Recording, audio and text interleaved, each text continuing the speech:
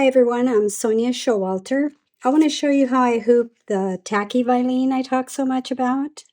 So here's the piece I've already cut out. It's a little bit bigger than the inner hoop for my single needle machine. So I'm just going to pull it around and stick it to the hoop. But first, I remove the backing, the paper backing. All right. This one was in my drawer for a while, so it's kind of crinkled, but it's still tacky. All right, so here's my inner hoop to the my Brother 750, my very old Brother 750. I've already pulled the paper off my stabilizer, so I'm working with one hand. All right, so what we're going to do is stick this to the bottom of the hoop. So put this aside, the outer hoop. This is the inside of the hoop, so we want to flip it over.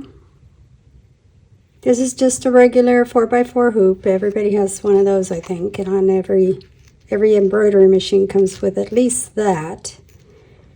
All right, so I'm just centering the Vilene on the hoop.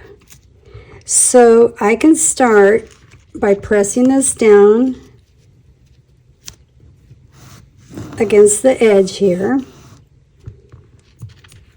And it may come off. It's not super tacky. It's not like a sticker that you have to peel off, tear off. So just be gentle with it, but you want to pull it snug in the opposite direction. Tack it down firmly so it stays. Now do the edges. I unstick it so that I can pull it a little bit. Can't pull too much until the other side is tacked. So the whole point, and don't worry about this, I'll show you in a minute. The whole point is to get this drum taut. So I'll hold this down and pull this. You can kind of see it stretching. Of course, if you pull too hard, it will tear on you. So that'll kind of dictate with experience how much you can pull. All right, so now what I need to do is pull these corners off and then tack them down. You pull it off because it's stuck on its own just because it's touching. Pull it off and then you hold the hoop down with your hands as best as you can. I'm trying to stay in camera, so it's a lot easier if I can work freely in front of me, but I'm trying to make sure I stay in view. And I'll lift this up just a little and pull. And before I tack it over the edge, I just tack it down right here, and then you'll get your own method as you practice this. And this doesn't take that long to do. It's just when you're instructing, you need to go a little slower and more meticulously so you can see exactly what I'm accomplishing here each step. So I'm picking it up, pulling it,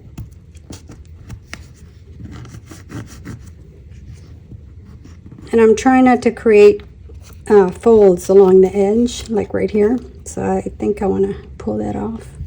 Pull that, get rid of that crease there. So it should look like this, nice and smooth.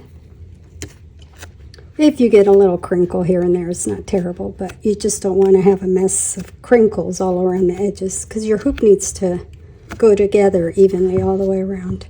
Okay, let me test this. That's pretty taut. That's nice and snug, so it's not going to slip while it's stitching. So I'm going to pull the rest over the edge.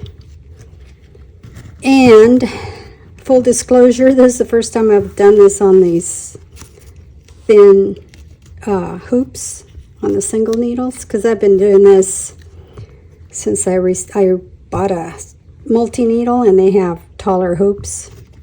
But these smaller hoops will make it a lot easier when it comes to trimming the corner of the napkin. So, and that will be in video part 2. So today I'm setting this up so I can do a cutaway corner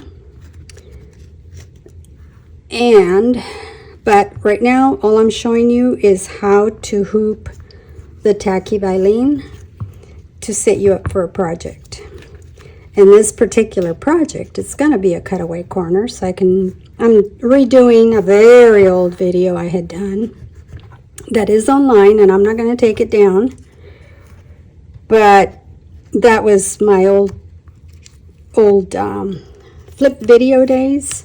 So, and that's all I had at the time, so it's better than nothing, but this will be better than that video. Okay, so I'm lifting up these little corners because I think those are going to be in the way.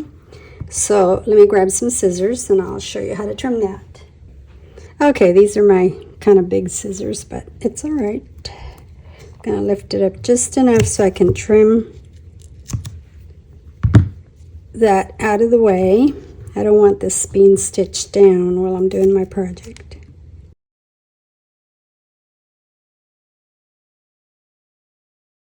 And you can always trim these corners, like round out your pre-cut rectangle before you tear off the paper. You can round out the corners a little bit, so you don't have to do that afterwards. And as a matter of fact, I usually do that. I just forgot to do it this time. All right, this is nice and taut and ready to put it back together.